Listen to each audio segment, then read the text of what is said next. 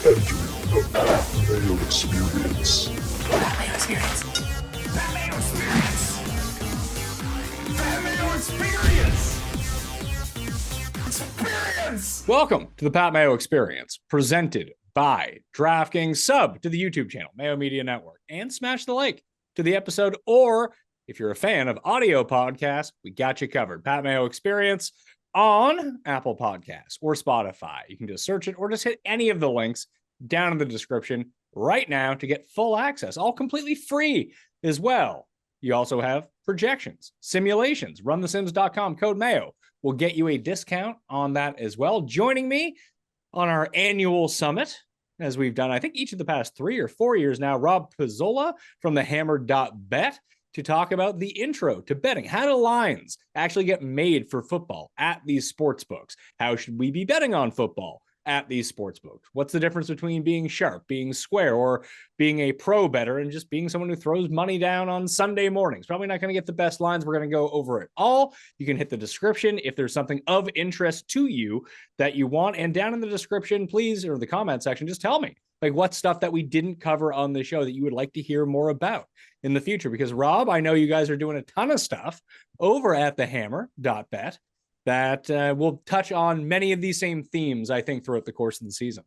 Yeah, it's a busy time, obviously, but I think that there's definitely a lack of education in the space. So at the Hammer, we're definitely going to do our regular picks content throughout NFL season, how to react to injuries and all that stuff. But there's also going to be a good mix of educational content that just helps the recreational bettor a little bit more. A lot of people bet strictly for entertainment, and that's totally fine. That doesn't mean you can't do things to help you and kind of swing the odds in your favor. I think that I've become someone who's like that. Everyone knows I'm a recreational bettor. I bet for entertainment. That doesn't mean I just want to lose every single bet. So I feel like over the past few years, be it daily fantasy on DraftKings, betting at DraftKings Sportsbook, everything of that nature, that I've gotten a little bit better than I used to be, I think. And a lot of that has to do with talking through with you on these shows. Well, that's good. I appreciate that. But you bring up a good point. Like, I started as a recreational bettor. I mean, I started betting when I was 16 years old. That was 20 years ago. And probably for half of my betting career, I was strictly recreational or casual, whatever you want to call it. But at some point, I just got tired of losing regularly. You talk about betting for entertainment. Well, losing regularly is not all that entertaining. At least it's not for me. And I think for a lot of people, they would agree. So I kind of set myself on a path of how can I do this and sustain this for a longer period of time rather than just, consistently losing paycheck to paycheck. So I think that there's something there for even if you're betting in, from an entertainment point of view, just doing some little things that are going to prolong your bankroll, or even if you're a loser, and I sort of use that term, but it is the term, like how to lose less in the long run, basically. Yeah, that's what I'm really interested in. How can I lose less in the long term? I'm going to be real with myself. I've tracked my results. I had a good daily fantasy year last year that paid off some of the betting losses, but I ended up slightly down. That sucks. Better than ending up a lot down. Would prefer to be a lot up. But especially when it comes to football betting, because I mainly focus on golf betting in the off season for football, one of the biggest mistakes that I see people make during football season, and something that I used to do that I cleaned up, is that I don't need to bet on everything, that I can kind of pick my spots a little bit better. I know that you and Cam do a show throughout the course of the year. We call it our best bets, our gold, our silver, our bronze. I bet all of those, but sometimes that's all I bet throughout the course of the week, unless I see an injury that moves a line that I catch a stale line on, that I'm very happy about that. A prop, like I use Run the Sims a ton to run those simulations. And unless a prop is way off, I'm probably not going to sit there and hammer it, but I will if the numbers tell me like, hey, there's a 30-yard difference in this over under, and then I'll try to throw down as much as I can on a single prop. But I'm not just arbitrarily betting 10 games because 10 games are on. I'm not betting Monday Night Football because Monday Night Football is the only game on tonight. I'll have my fun and throw a lottery ticket at a first round, or I was going to say first round later, but first touchdown score on a primetime game, just, to have a little bit of action. I still crave the action, but it's not contributing to major losses like it used to be. What are you seeing with mistakes that people are making? Yeah, so that's a great one that you point out right there. And there's like a misconception in market because a lot of people or a lot of pros will throw out that volume is your friend, right? You want to be betting as much volume as possible when you're betting on sports. And if you're a professional bettor, that's true because typically you're betting with an edge. So if you're making a bet over and over and over and you have an edge on all of these things, the more bets you can make, the better off you're going to be in the long run. That's the name of the game for a professional bettor. For a recreational or casual bettor, the vast majority of the bets that you're going to make are bets that don't have an edge. A lot of people can't even tell if they have an edge. That's probably an indicator right there of whether they do or not. And when you're compounding these bets, when you don't have an edge, that's the quicker way to basically blow your bankroll in its entirety, right? Like if you don't have an edge and you bet 3 games a day, you're much better off than if you don't have an edge and you bet 30 games a day. You're going to just go to zero a lot quicker that way. So that is a huge one for me. The second one, I think that the recreational bettor really struggles with is the timing of their bets. And a lot of people will wait till last minute, right before game time, and they'll just fire on whatever they're going to fire on. That's the absolute worst possible time that a bettor can make their bet, because at that point, the sportsbook is extremely confident in their betting lines at that point. And you can tell because a lot of sports books will just raise their limits towards game time as the week surpasses. Over the course of the week, limits get higher and higher and higher at a lot of these books. So typically speaking, I think that's a huge one. Obviously there's always going to be that time where, it's Monday Night Football. You haven't made a bet. You want to sit down, enjoy the game. Sure. I'm not telling you to refrain from doing that altogether, but over the course of the long run, I think people should get into the habit of betting earlier rather than waiting till the last minute. When would be the ideal time to make a bet? Is there an ideal time, like earlier the better? Or do you want to wait for some information to come out? Or do you try to get ahead of the information and make your bet based off what you think that's going to... It's almost a bet on the bet of the information. Like, oh, yeah, this quarterback's actually not going to play. The line doesn't necessarily reflect that as of yet. It's more of a hedged line of, is he going to play? Is he not going to play? But if you have a very strong feeling that he is or is not going to play, you can try to get ahead of that. What do you think is the best timing for this?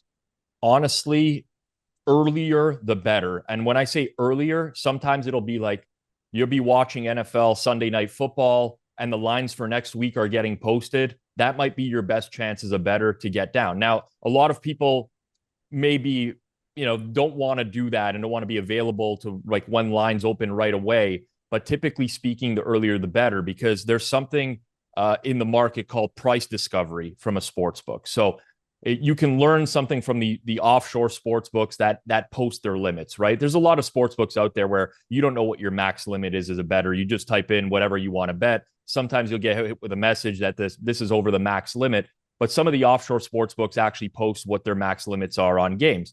And what you'll notice, if we use an NFL week as an example, is they might start with their openers at $500. And then by Monday afternoon, it's $2,000. Then by Wednesday, we're at $5,000. By Sunday morning, we're at $50,000 or $100,000. As the week goes on, the sportsbook is taking more money on games. And the reason that this happens is because every time somebody places a bet with a sportsbook, they're giving that sportsbook information. You're getting profiled. Doesn't matter which sportsbook you're playing at in the world. Every single sportsbook is profiling each bettor in some way. So now all of a sudden, if the opening lines come out $500 and all of their sharp bettors are betting one side, well, they're going to move the line towards that side because their sharp bettors have been able to identify value. And they're going to be more confident that they now have the right price, and they're going to raise the limits a little bit as the week goes on. Then there's going to be another group of sharp bettors that comes into the market at the $2,000 limits and starts betting into that. And the sportsbook's going to use information to now adjust their line and raise the limits again. So typically speaking, the biggest sharp bettors in the world that are looking for the largest liquidity, the largest amount of money to bet, they're going to be waiting till later in the week. So as a recreational bettor, you want to get in before all these sharps are hitting the line into place. So typically speaking, as a good rule of thumb, earlier the better, the smaller the limits at a sports book, the better chance that you have to win. Now, a lot of people will say, well, what if I bet early in the week? I don't know if this quarterback's going to play. I don't know if, what if an injury goes against me? People often forget that it can also work in your favor as well, right? There's a lot of instances where you'll make a bet and then somebody on the other team that you bet against has a player that's injured. and it works in your favor. But that's generally speaking, and not just for NFL. You talk about golf betting, Pat, it's the exact same thing, right? Early in the week, limits are much lower. By the time Wednesday night rolls around, the night before the tournament, limits are super high. That's probably the absolute worst time anyone can make a bet. Daily baseball, daily hockey, daily basketball, it's all the same thing. Closer to game time, harder to win. And in golf, it's especially more pronounced, especially if you're in the outright betting market, because I might be able to nab a golfer, and this happens almost every week when I bet on Monday morning when the odds are released, that you'll see 70 to 1, 65 to 1. And by the time, if that person ends up being very popular, then Wednesday night, that golfer might be 35 to 1, 40 to 1, which, listen, you hit a 40 to 1 winner, you're going to be pretty happy, but you've missed out on 30 points of value per dollar that you can throw down. It's a pretty substantial difference. Like, I found that by betting early, I actually can lose, I lose a ton betting on golf. Everyone loses a ton betting on golf. And the way to actually win money is probably not to bet outrights. But if you do, you're going to have to hit a certain amount throughout the course of the year.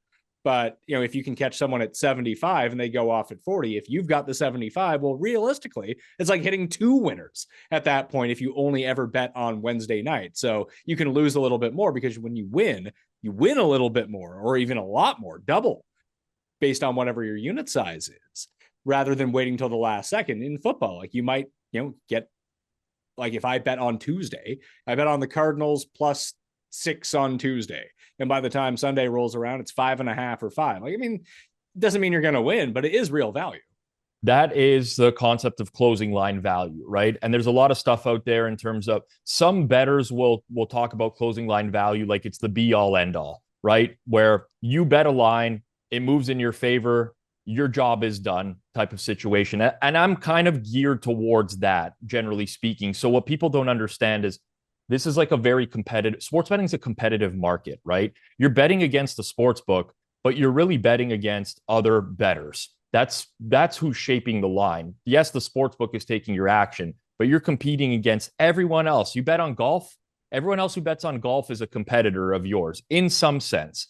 Now, at the end of the day, you bring up the example 75 to 1 golf bet that moves to 35 to 1, 40 to 1. At that point, your job is done as a bettor. You've gotten ahead of the market. The market has dictated that closing line of 40 to 1 is what everyone who bets on golf in the entire world has collectively agreed upon as this is the fair value. Now, is that a perfect indication of the fair value? No one knows for sure. This is just, but with all the information that bettors have, they deemed that this golfer's right price was 40 to 1 and you got 75 to 1. It's no different than if you were to bet a coin flip and you were to get better than 50-50 odds, right? If someone gave you 3 to 2 on a coin flip, you're going to take that every single time instead of 50-50. It's the same concept. So closing line value is important.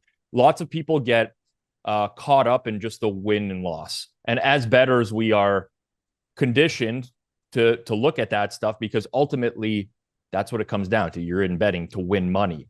But the better indicator of whether you're going to win money in the long run is not actually your win-loss sample over 100 plays. It's how many times you're beating the closing line and by how much. If you look at how profiling works within sportsbooks, I used to consult for sportsbooks years ago.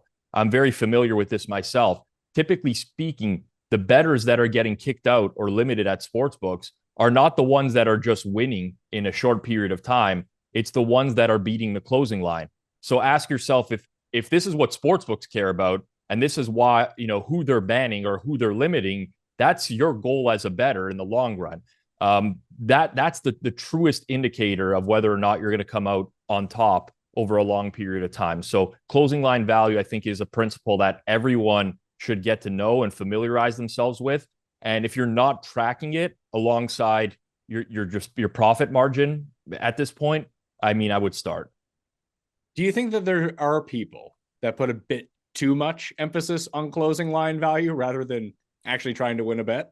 So there's different types of bettors, right? There's what's called top-down bettors and bottom-up. I actually hate these terms. Top-down used to be referred to as steam chasers, but that was had a negative connotation associated with it. So somebody just invented the top-down approach. And then there's bottom up, which is what's often referred to as origination. So if you're a steam chaser, and what that means for people who don't know is you're just kind of picking off bad prices at different sportsbooks. You have lots of accounts everywhere, or when you see the market is starting to move in one direction, like a couple big sports books are starting to move towards one team, you go to a sports book that hasn't moved yet and you bet it there. That's the notion of top down or steam chasing. If you're betting that way, then closing line value is really all you're going to care about, because that style of betting is predicated on you just getting good prices over time, and that eventually is going to contribute to you winning. Bottom up, which is origination, this is more of like handicapping a game, right? You set your number on a game, you bet where there's edges. Sometimes there may be situations where you might be doing something that's different than everyone else in market that actually might be correct. You might have access to data that other people in market don't have access to. So maybe the closing line there isn't the be all end all for you because your process is completely different from everyone else's. Now, the question was, sometimes people put too much stock into it? I would say yes. There's people that have an unhealthy obsession with it, where it's like some markets getting closing line value on an NFL point spread or total is a lot different than getting closing line value on an NFL prop market that has $100 limits everywhere, because the NFL total or spread is going to be way more efficient. There's so many more people betting into that market that the likelihood that the closing line is a reflection of the actual true price is very high. Whereas in maybe that prop market, it's not. So there's different scenarios. With that said, my advice to people would be to heavily focus on it, almost to where it becomes an obsession, because that will be that you are not going to win in the long run without closing line value. Now, whether or not it's the be all end all for you, or, you just somewhat care about it as part of your results, it's almost, I don't even want to say almost impossible. It's nearly impossible unless you are doing something so different than everyone else that's giving you an edge. It's just not going to happen. The betting markets are so efficient nowadays. There's so many great bettors betting into them that this is almost a better way to measure your bet than the win-loss. And you will see over time, if you are getting closing line value, it's going to translate to success. So it's better than me tracking the public bet percentage or reverse line movement in correlation with that? Yes, I would say that's a lot better. So this is like another thing that's come up. This was always a thing, right? Betting against the public. And the market evolves, right? We're at a point, 2023 is not the same as 2013. It's not the same as 2003. Betting changes over time. And the notion of betting against the public is rooted in this idea that Vegas makes money. These sports books are all making money. So if all the people are betting one side of a game, why don't I just get on the side of Vegas or the sports books or whatever? And this should guarantee me success in the long run. The issue with this whole bet splits and fading the public and reverse line movement is that people forget that the sports book is making money because they charge a vig on the game. You don't get to bet for free. They're not saying, oh, yeah, we'll take this side at plus 100 and you get the other side at plus 100 or even money. It's no, Pat, you want to bet into the Pizzola sportsbook, you have to lay minus 110, and the sportsbook is therefore getting plus 110. So let's take a week one example. You mentioned the Arizona Cardinals plus 6 or whatever. You want to bet Arizona Cardinals plus 6 into my sportsbook, into DraftKings, whatever. You're laying Arizona plus 6 minus 110. That's the ticket you have. The sportsbook has the other side, Washington, minus 6 plus 110. Now, if someone wants to go bet Washington because they want to fade the public or whatever and be on the same side of the book, they can't go bet plus 110. They have to go out and place the Washington minus 6 bet at minus 110. These are not the same bet. Plus 110 for the sportsbook, minus 110 for the player. So that's where people don't understand that the fade the public strategy is not apples to apples. It's not like you can just be on the same side as Vegas. You can be on the same side. Yes, you're going to be on the same side at a different price, a vastly different price. The sports book at plus 110, they need to win 47.6 of those bets to break 47.6% of those bets to break even. When you're betting minus 110, you have to win 52.4% to break even. That's almost 5% difference. So it's not apples to apples. And then this whole notion of reverse line movement, it just kind of is a slap in the face to the closing line value argument. So for those that don't know, with reverse line movement, this is an extreme example, but 80% of the public is betting one side and the line is moving in the other direction. The other side is the sharp side. So now people want to go and bet what's the sharp side. Again, the issue with that is that people forget that the number associated with the game has something to do with it. So you're no longer betting the sharps side. The sharps might have taken out specific prices and you're just betting into the leftovers. So here's an example. Cowboys Giants, just making up a fictional game, but the Cowboys are 3.5-point favorites. Everyone's betting the Cowboys, but the line is moving the other direction. It's now gone down to Cowboys -3. It's now gone down to Cowboys -2.5. Somebody who's looking at bet splits and using a reverse line movement strategy would say, wow, everyone's betting the Cowboys. The line should be going higher. Why is it going the other way? The sharps are on the Giants. Well, yeah, the sharps were on the Giants at +3.5. And then they were on them at +3. But now the line is 2.5 and no sharp is betting it. That's why the line is still there at 2.5. And whoever's preaching this reverse line movement is now going to go place a ticket on a bad price, a team that is no longer of interest to professional bettors just because they want to be on the same side as what the professional bettors bet. And this is a horrible strategy in the long run. You don't obtain closing line value that way. You're waiting for the market to move before placing your bets on the same side as the way that the market is moving. In the long run, I'd stay clear of it. It's the big thing nowadays because there's a casual obsession with this stuff. But the quicker you can get this stuff out of your mind, the better off you are as a bettor. I've really put it out of my mind. And this used to be a part of when I would come on in 2015 and talk about betting strategy and picks for the week. These were some of the numbers that I would cite. And then, talking to you, betting for a long time now, that it's been kind of beaten out of me at the same time. Like, yeah, I might glance at it. Most weeks I don't glance at public bet splits or percentages because, I don't know how factual they are to begin with in terms of what data they're actually releasing and what they're not. How do we know? It's probably true. It might not be true. Who knows? But it doesn't tell you the specific number that these numbers are associated with, to your point, where, I could be looking at a +6 number. Well, the line is +7.5 at this point. What does that actually tell me? Probably nothing. It's probably information that will hurt me rather than help me, wouldn't it? Well, for sure. And then if you just want to add further to that, Pat, ask yourself why a sports book would publicly release this stuff if it had value. Like if you're in the business of making money as a sports book, why would you put out all of this information that is going to essentially cost you money in the long run? Like the sports book has deemed that there's no value on this, but we're going to put it out because there's a general public interest in it and people just get rooted in it. But you're absolutely right. You don't see a breakdown of bets at what numbers they came in at. You just see 75% is on this side, 25% is on this side. Well, is that 75% on the number when it was 3 or 3.5 or 2.5? We don't know. It's just guesswork. And on top of that, you don't, to my knowledge at least, and I'm not huge on public bet splits, you don't see the breakdown by bet type.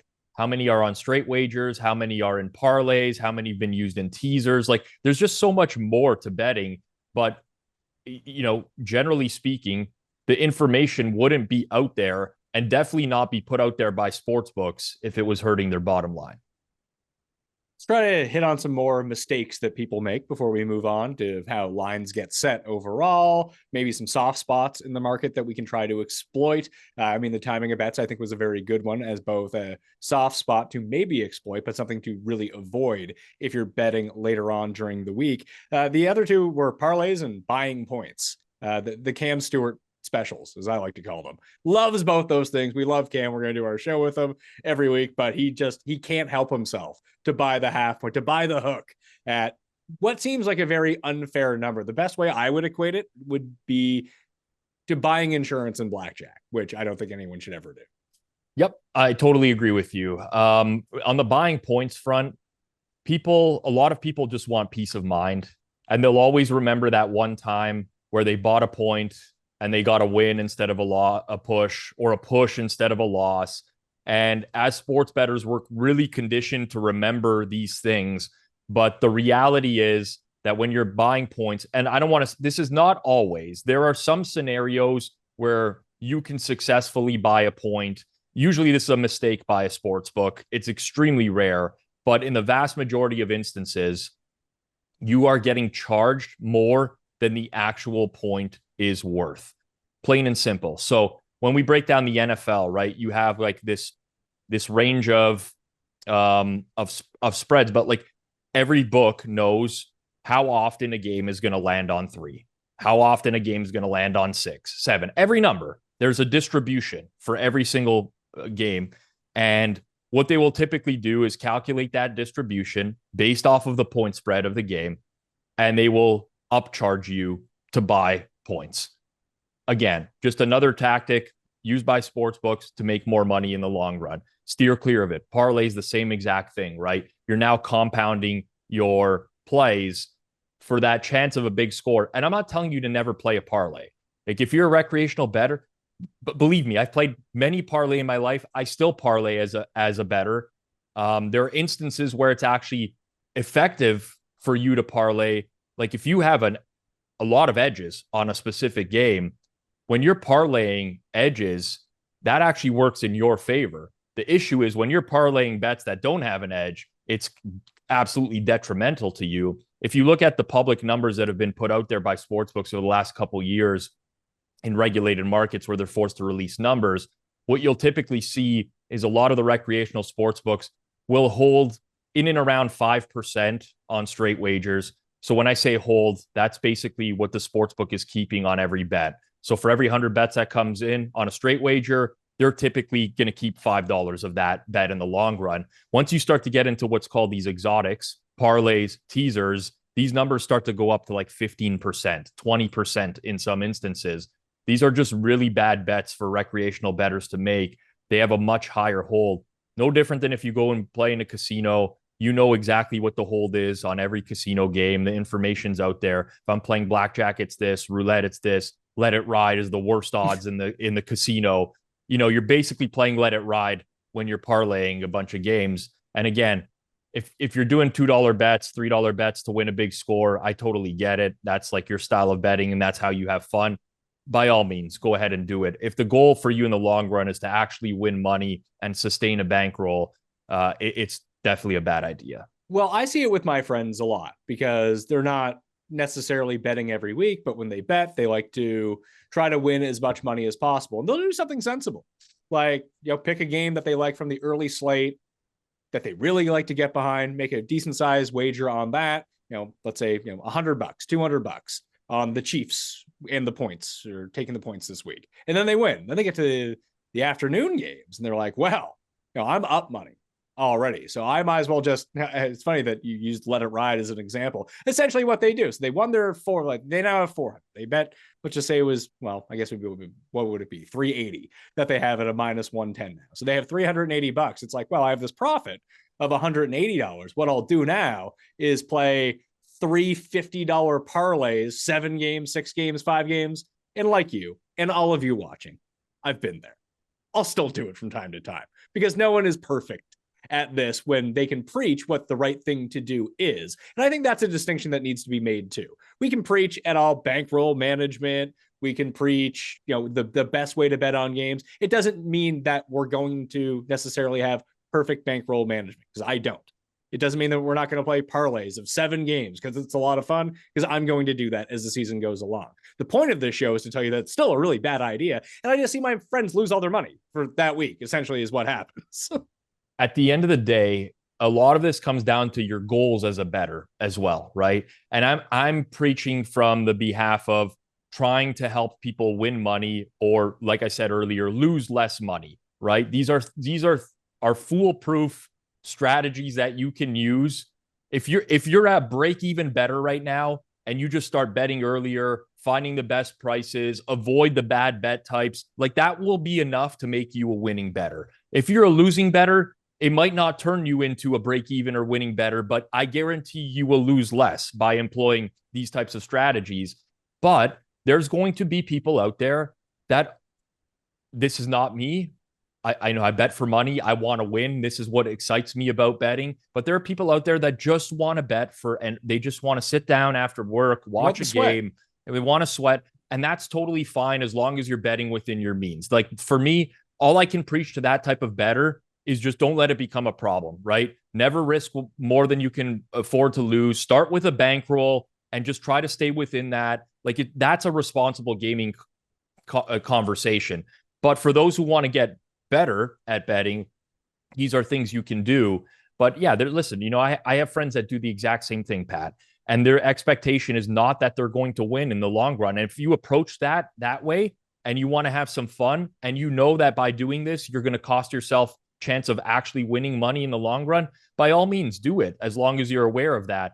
It's the people that think that they are actually going to win in the long run by parlaying all these games, and that they see some things or there's some number of combinations in the props that this is where it's all fool's gold. So it really comes down to the motivation of the bettor. I would think that parlaying props at a sports book, not necessarily at one of the daily fantasy prop sites, which are just sports books in a lot of ways. Yes. And that give you actually technically worse odds. They just make it legal to do in your state. So that's sort of the trade-off, that you're paying more vig. But there are some sports books that allow you to parlay props together. And if you do feel like the prices are decent in the props market, that the vig that the sports book takes, because they're not going to monitor it as closely as they would the bigger markets, like you're saying, the spread, the total, the sides, the money lines, like they're going to pay very close attention to those numbers that huge limits are available on. In the props market, I mean, if you're that good at props, you're going to be limited very quickly anyway, especially if you're hitting them super early before they get a chance to mature. But if you do have a chance to parlay props together, even play a round robin of some sort ahead of the game, like I use Run the Sims. The Run the Sims projections have been amazing the past 2 years. And it's not like, oh, well, this guy, we have him at a 61% chance to go 5 over his total. It's like, that's not what I'm talking about. There are some props out there, you're like, oh, this number's off by like 40 yards based on the scenario that we're looking at. And it's not going to happen every week, but it will happen some weeks where you'll get 4 of those together. I don't mind parlaying all 4 of those together, because that's the edge that I feel like I have. And that's really the only way to make player props if you get limited at some spots. And if you start parlaying, I mean, you would know this, you work with the sports books. If you're someone who parlays bets together, what are the chances that you get limited versus someone who never does that? Yeah, it's very low. Typically speaking, parlay is considered a sucker's bet. So if you have a trader looking at your account and they're seeing that you're playing mostly parlays, then there's a decent chance that account is going to survive a lot longer. But this is what I was talking about, Pat, in terms of like, if you have an edge on something, and when I say if you have an edge, typically this is determined by whether or not the bet is going to get closing line value. So if you're tracking for hundreds and hundreds, thousands of bets, you're betting props, and you're getting very good closing line value regularly, you're probably going to get limited at a lot of sports books. But if you know that that's your edge, and you kind of want to fly under the radar, or you want to increase that edge, you can start parlaying those. There's more variance. You're going to lose more bets because they're now all tied together. But in the long run, that's actually a solid strategy for you. So it really just comes down to using the parlay bet depending on whether or not you're going to win in the long run. And it can be a useful tool. Everything can be a useful tool. Teasers can be a useful tool. There's such thing as Wong Teasers out there where you can actually bet certain numbers in NFL games that give you an edge. It's a small edge. It's like less than 1%, but you can use that type of bet type to your advantage. So cash out, we never talked about cash out, but cash out is typically a bet that a lot of recreational bettors or a feature that a lot of recreational bettors misuse. They'll play a parlay, they'll cash out on the last leg. And it's like, why? I mean, you should have just not included that last leg of the parlay. if you were intending to cash out. You would have got paid more than actually using the cash out feature. But in some instances, if you have a parlay that's life-changing money, the cash out feature can be useful for you because, you would have never had that option in another scenario. So there's a lot of things that, generally speaking, people will say, don't do this, don't do this.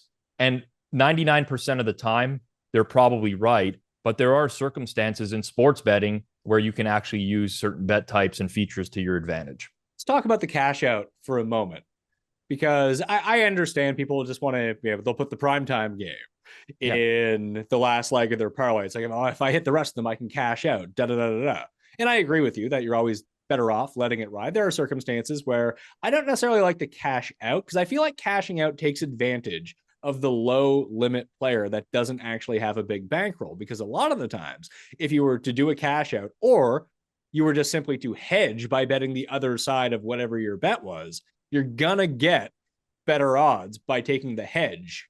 In that circumstance, just a lot of people don't have the proper amount of money to put behind the hedge, especially if it's a really big number, like you say, something like life-changing money. People just aren't sitting here with 26 grand to bet on the other side. That would just, inherently save you $4,000 or like 5%. Like, there's VIG, and then there's VIG on the cash out, it seems. For sure. So this is just basic probability, right? So for people who don't believe what I'm saying here, if you want to try this yourself on an NFL Sunday, what you could do, I wouldn't suggest you actually try this yourself, but if you don't believe me, here, you could easily do exactly what Pat is saying, right? You can parlay a couple games at the 1 p.m. slate and add an 8 p.m. game, the Sunday night football, or you can do that as one, and then parlay the 2 1 p.m. games together without adding the Sunday night football slate. And you can compare the payouts. So that 2-game parlay, the 1 p.m.s, will always be higher than taking the cash out on the 2-game parlay and the Sunday night football one. Because generally speaking, I'll put it in terms that like people can like Deal or No Deal, right? Was a very popular game for a while. You know what the strategy is on Deal or No Deal? It's never take a deal, because what's happening is you have all these numbers left on the board, and whatever, your banker is just adding up all these numbers, finding the sum of the amount of money you can win, dividing it by the number of briefcases left, and then they're just taking a certain percentage off of that. You're always going to get offered a shit deal. Now, you take a deal when it's life-changing money. Some people are up there and they're like, fuck, I'll never make 200,000 is like a lot of money for me, like, but deal. No issues with that. It's the exact same with the cash out feature. They're taking your expected value and they're just shaving a certain percentage off of it, and they're offering it to you. And people will often take it because there's the peace of mind, right? Like, I want to go to bed happy tonight. I want, what am I going to do if I lose this bet and whatever. If you're in that situation, by the way, you shouldn't be betting. If you're in like a mental state of what am I going to do if I lose this? But typically speaking, it's just another way that sportsbooks have figured out how to shift things in their favor, just by a little bit more. And in the long run, if you were to just let these all ride, I guarantee you would make more than if you were cashing these out consistently. Another reason people use cash out, which is one of the worst possible reasons as well, is to get money back into their account quickly so that they can bet something else. Like, don't do that. That's just a bad idea. You're just killing your expected value every single time. So, listen, I never say never. Again, to Pat's point, there are people that, they can't hedge the other side for big amounts of money.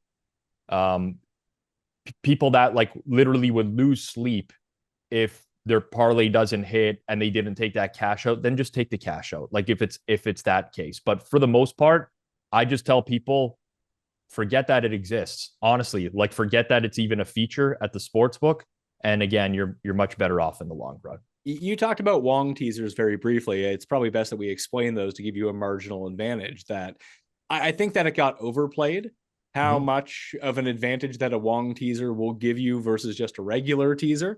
But essentially, if you're playing a 10-point or a 6-point teaser, and let's say the line is 8.5, and then you can 6-point tease that through 7 and through 3, the two most common key numbers. Well, that could be a leg of a Wong teaser if you wanted to put together. It could be 10 points, could be 6.5 points, whatever. It usually just works with 6 points, right? It's 6 points, and the price of the teaser has to be minus 110. So what a lot of sports books have started doing in recent years is changing the price of the 6-point teaser to minus 120 so that you no longer have an edge betting the Wong teaser. But people would think that they do if they were familiar with it. But yeah, in football, the most valuable numbers are 3 and 7. This has kind of been the case forever now, where the most common landing numbers are a game. Team's going to win by 3, team's going to win by 7. So knowing that as a bettor, what you want to do is take spreads that are in like the 1.5 to 2.5 range and tease them up through those numbers. So if you get an underdog in a game that's plus 2.5 and you can tease them up to plus 8.5, what you've done is you've maximized the value of that teaser because it's going through both 3 and 7. And conversely, if you have like a 7.5 point favorite in that game, it's a good idea to tease them down because you're teasing down through 7, down through 3. You're maximizing the value of the numbers that you go through. People, generally speaking, and again, I'm very much speaking in generalities. There's going to be a lot of people that are watching this video that totally understand and they don't make these mistakes. But I'm just speaking as to what I see a lot of casual bettors and the mistakes that they make.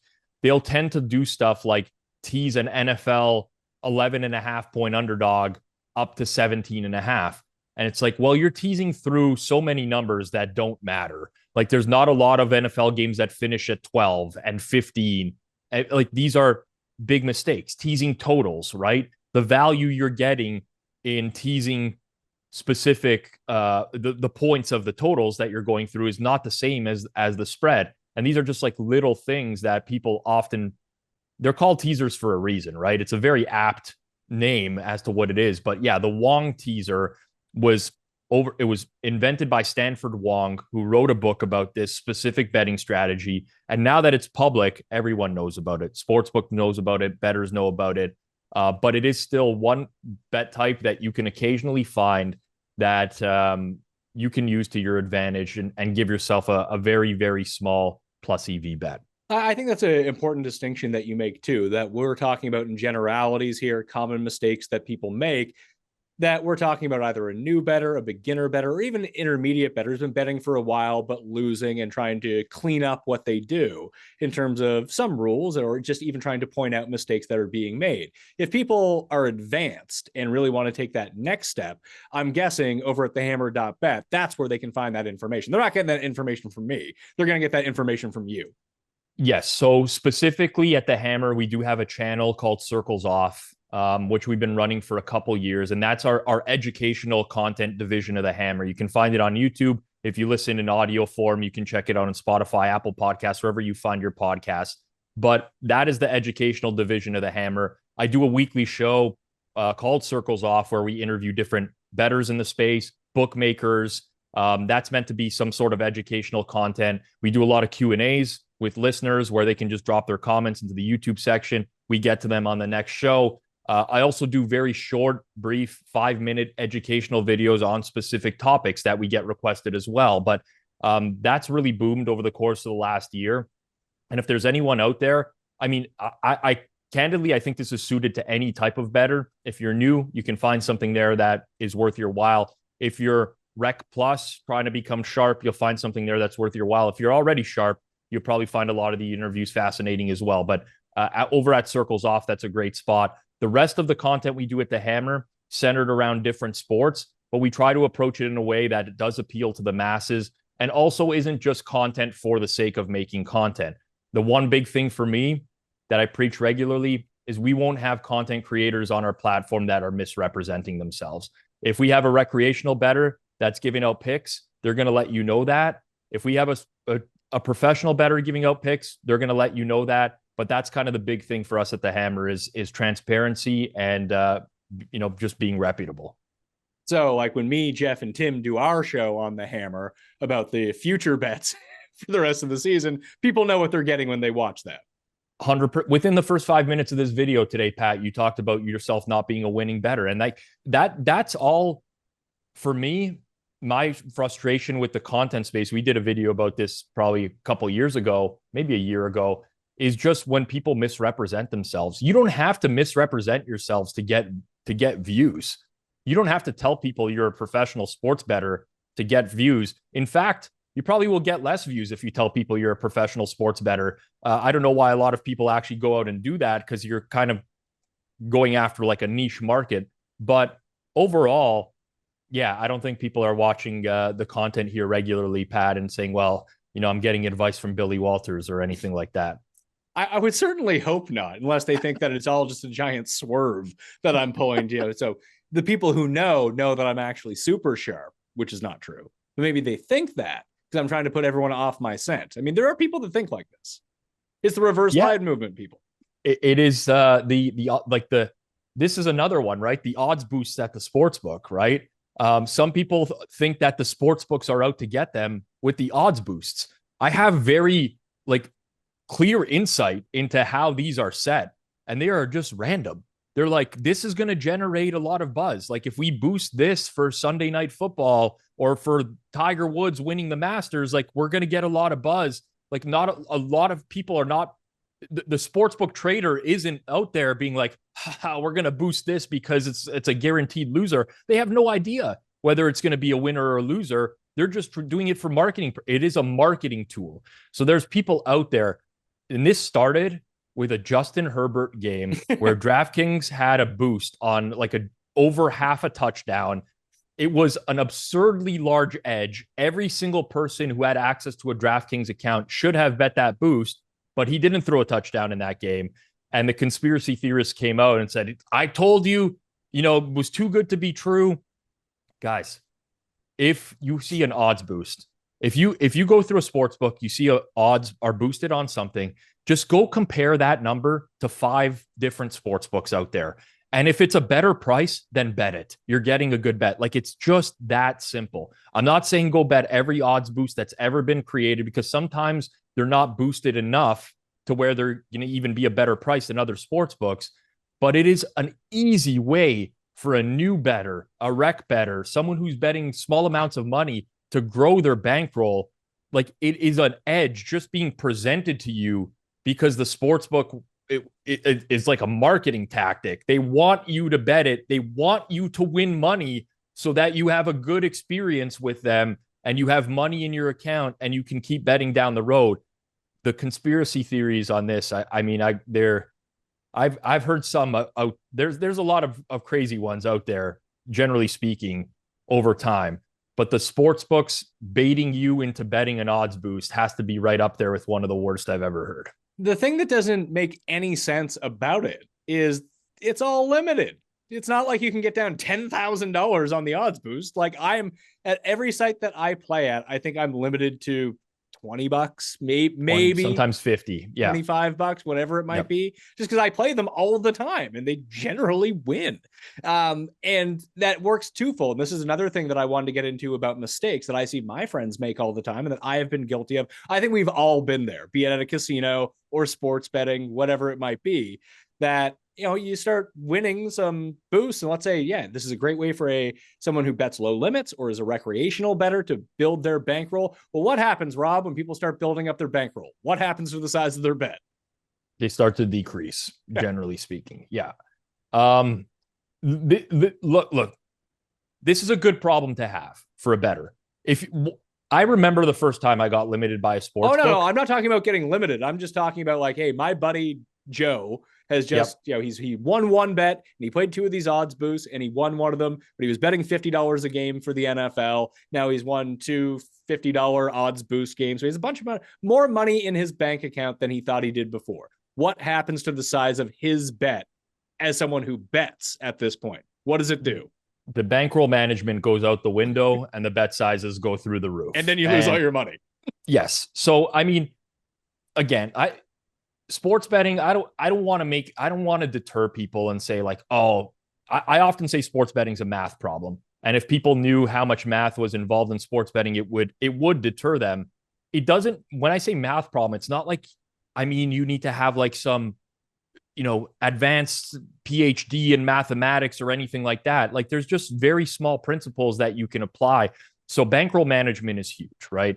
And I think when you're betting on sports, the first thing that you have to do is set aside a percentage of your bankroll that you can use to bet on sports. And this is like, if I were to lose all this money, it's not affecting my day-to-day, my well-being, but it's got to be something that you can devote to betting. And typically speaking, I would just then say to people, okay, whatever that number is, for your average bet size, do something between 1% and 2%. And just try to keep it consistently in and around that range without stretching too much from it.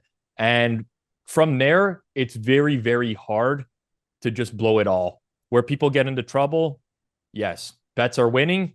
I'm on a heater. I got to up my bet sizes. Heaters and coolers don't exist in sports. They do in the sense that you can have a prolonged winning streak or losing streak. But most people you go up to who are on like a 10-game winning streak, you ask them, what have you done differently? Like, why? I don't know. I'm just seeing the board clearly. Like why? Your process is the exact same. It's the exact same as when you lost 10 games in a row 2 months ago. You just happen to win 10 games in a row now because there is randomness and variance in sports.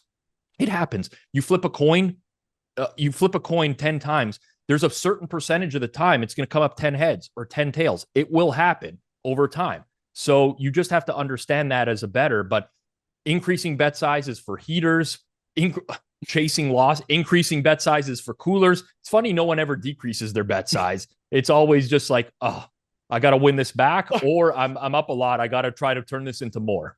I have a friend with a blackjack strategy. It's like, all right, he'll start with a $25 bet. If he loses his $25 bet, it's now a $50 bet. If he loses that bet, well, now he's up to a $100 bet. And then if he loses that, he's up to a $200 bet. He's like, this is my strategy. It's hard to lose. And like 5 minutes later, the dude has no money left. Yep. It's that's called a martingale strategy. It's a very common casino strategy that's used at a ton of different games. And it's all basically that strategy is rooted in, I'm going to win a little bit of money every single time.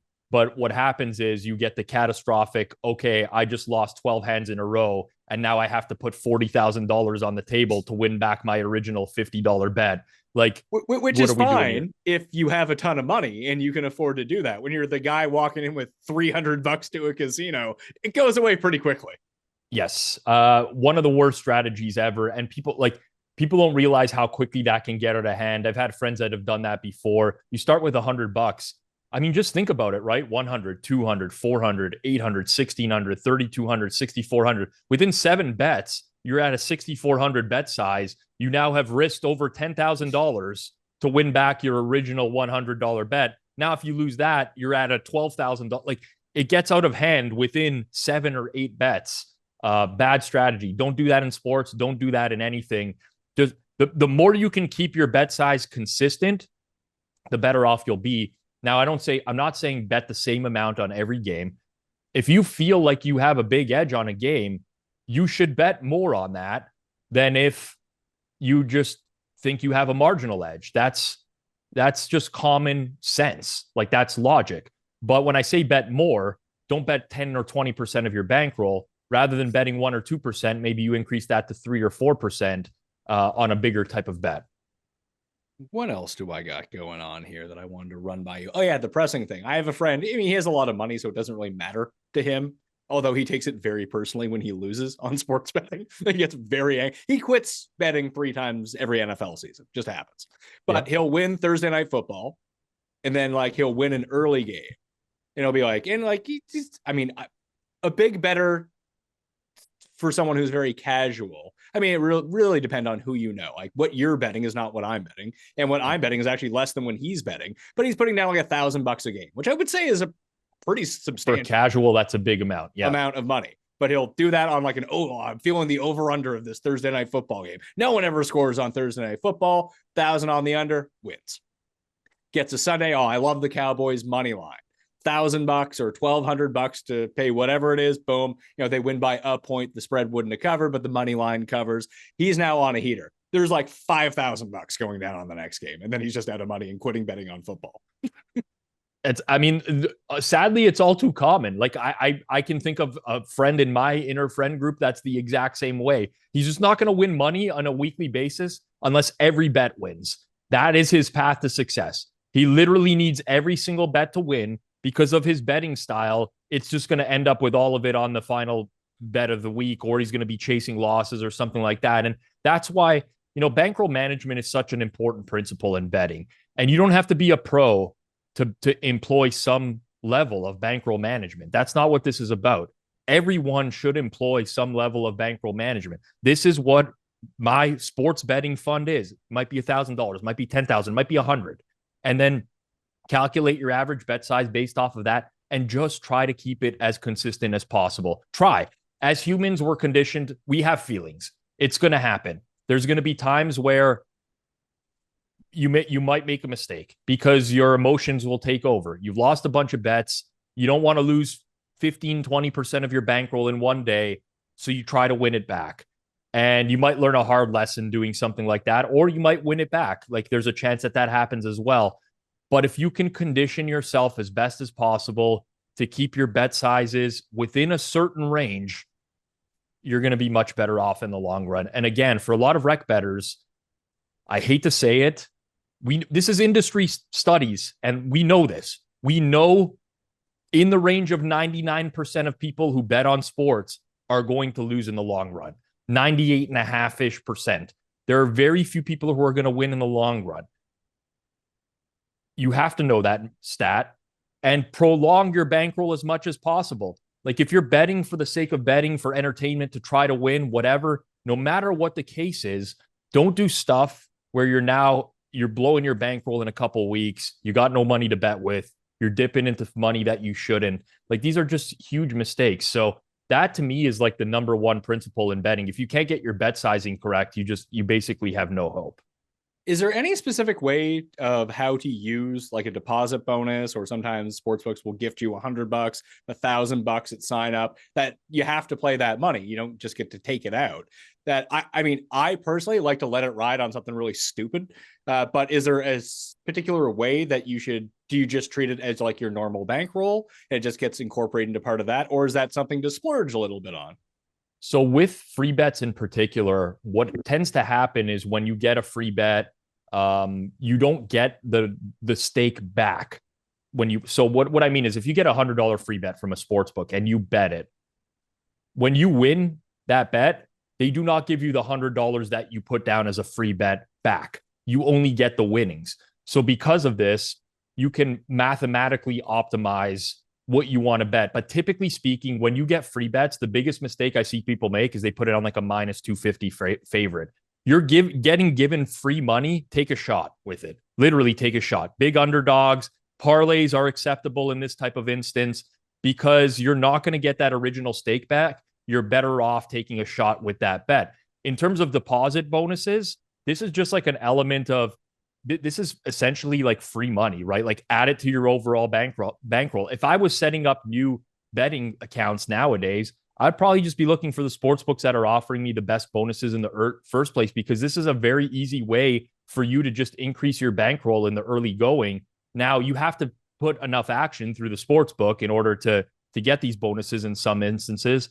Some of them are just like free on deposit, like you read the terms and conditions and everything like that. But this is, I mean, when with regulated sports betting, there's so many sports books in market that are competing for your action, that they want to get you to bet at their book. We're in an era where sports books, not the same as it was 6 months ago with what the deposit bonuses were offered at that time, but where they're competing for share of wallet and they want you to bet with them. Use it to your advantage. Take these offers. Like a lot of them, people think, oh, there's like so many strings attached or whatever. In a lot of cases, they're not. You're actually just getting money to bet with. You might as well do that, add it to your bankroll. But the biggest mistake I see when it comes to bonusing is specifically with the free bets.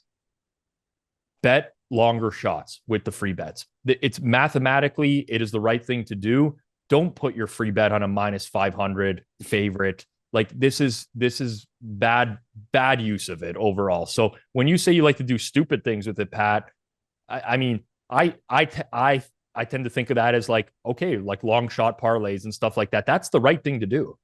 All right. So Pat Mayo, experienced smart bettor, because I just want to play a 7-game parlay with my free bet. that goes into it, or bet some sort of long shot golfer at 200 to 1. But I mean, that's like, but like you said, you don't get the money back. Like if you don't use it, you don't get to keep it. So use it on whatever.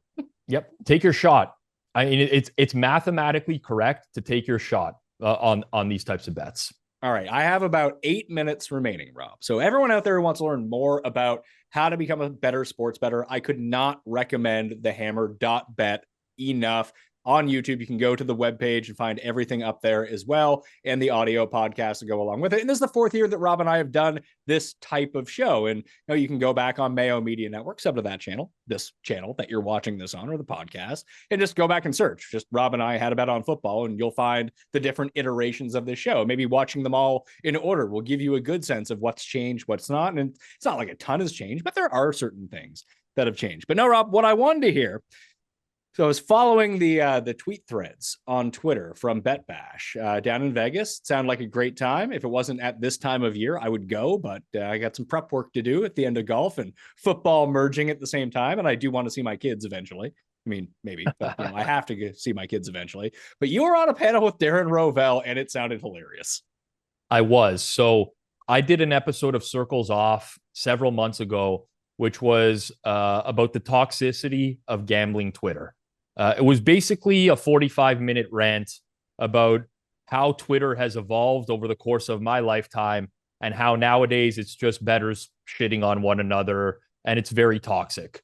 Whoever was putting together the Bet Bash panels had heard that episode and reached out directly to me and said, we'd like to do like an extension of this panel at Bet Bash, but we would like to get, different content creators on there.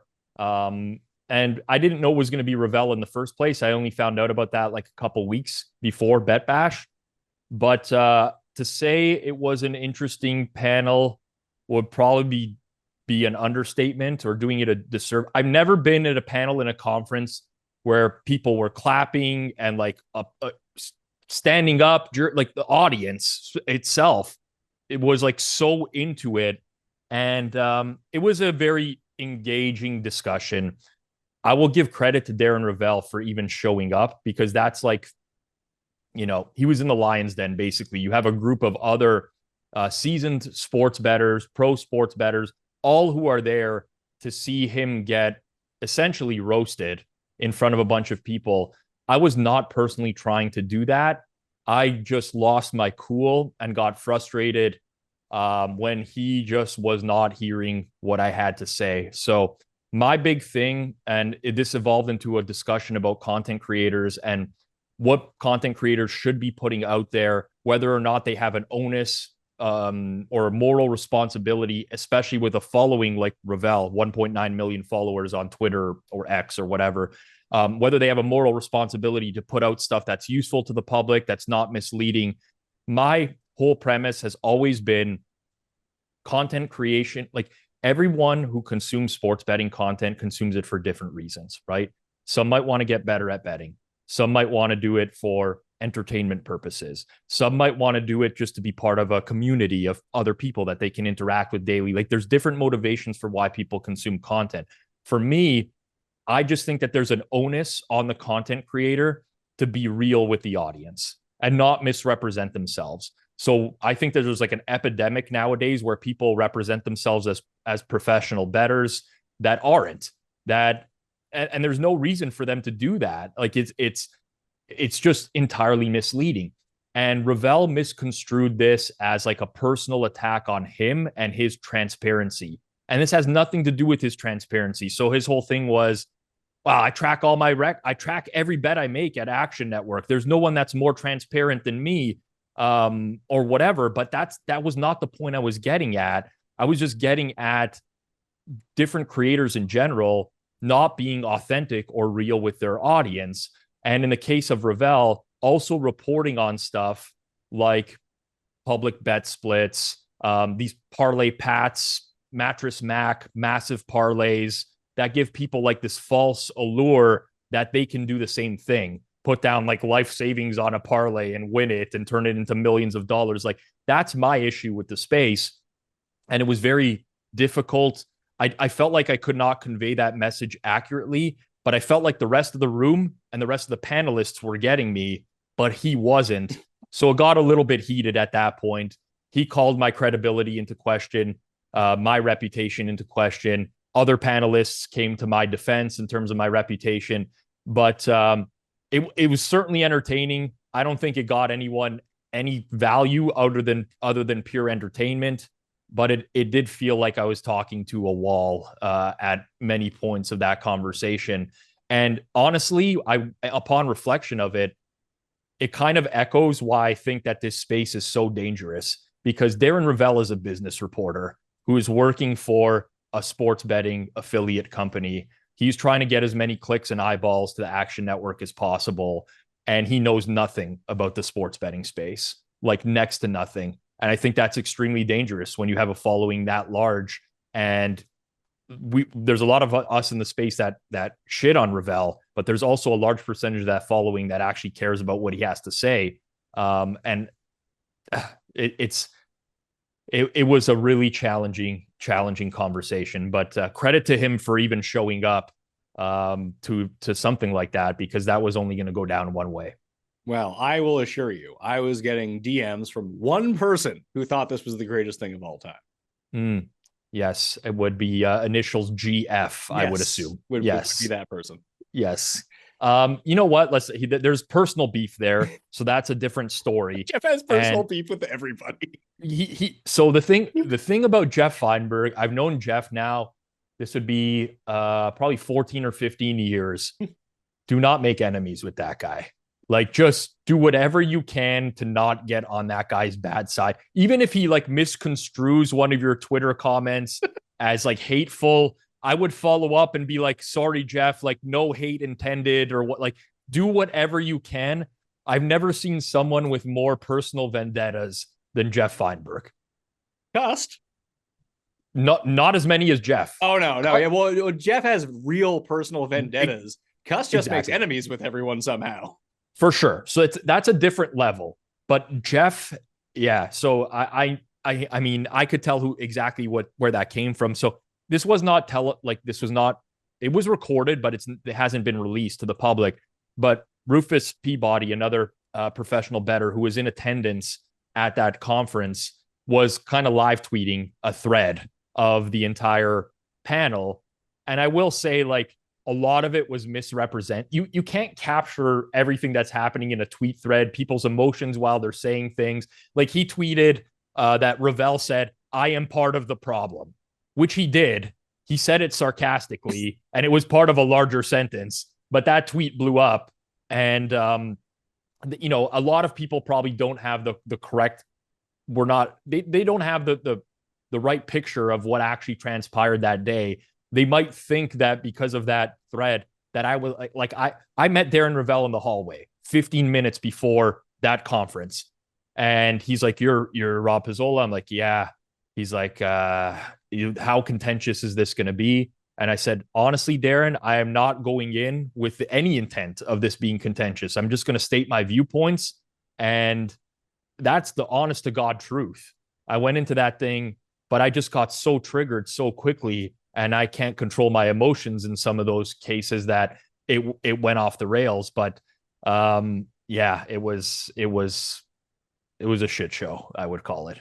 Well, we got a couple shit shows coming up on the Mayo Media Network. Me, you, and Cam are going to do our season-long best bets. And then, of course, we have our weekly best bet show that we do during NFL season. But this year, are you excited for this win totals draft with me, you, Cam, Jeff, and Tim? Excitement would be an understatement, Pat. I'm counting down the days until that draft. It should be fun. We've only done one piece of content, all five of us together before, and I think it was maybe one of the best pieces of content that I've ever been a part of. So I'm looking forward to it from that perspective, but purely because I know that Tim is going to go out of his way to make some absurd selections, and I'd like to be a part of there to roast him. The show that we did last Thanksgiving, before the Thanksgiving day, is the reason that this show is happening. So many people reached out to me to say, you five need to do more content together. And it's tough. I mean, I was actually shocked at how little time it took to put together a day in time for all of us to be recording. But It's not a great time for me and for anyone else, but we got to schedule around Tim and Cam. They're the tough ones. Oh, for sure. Cam, I mean, I won't reveal too much, but yes, it's very challenging to get a lot of recording time with Cam, generally speaking. But it's also just tough, Pat, to do like content with 5 people. Like it's hard to navigate, hard for everyone to have their voices heard, hard for people not to talk over each other, especially when like a lot of it's remote as well. But I've listened back to that Thanksgiving episode. I thought it was great. I mean, it's like a culmination of the personalities, and I think everyone is like uniquely like different, has their own traits. It all really works well together. Yeah, so hopefully we can live up to that expectation with the win totals draft that will be coming soon. Jeff, Tim, and I will have NFC and AFC win totals, separate shows coming at you. So there's a lot of content that people actually want to watch coming on Mayo Media Network very soon. So go do that. For more Rob, check out thehammer.bet and the Circles Off audio podcast or YouTube channel if you do want more content on educational betting, which I highly recommend that you go do right now. If you have any more questions for Rob and I, you can drop those in the comment section. We have the shows from years past, which you can check out on Mayo Media Network. Smash the like on the way out as well while you sub to the channel. I'm Pat Mayo. Thanks for watching. I'll see you next time. That Mayo experience! Experience!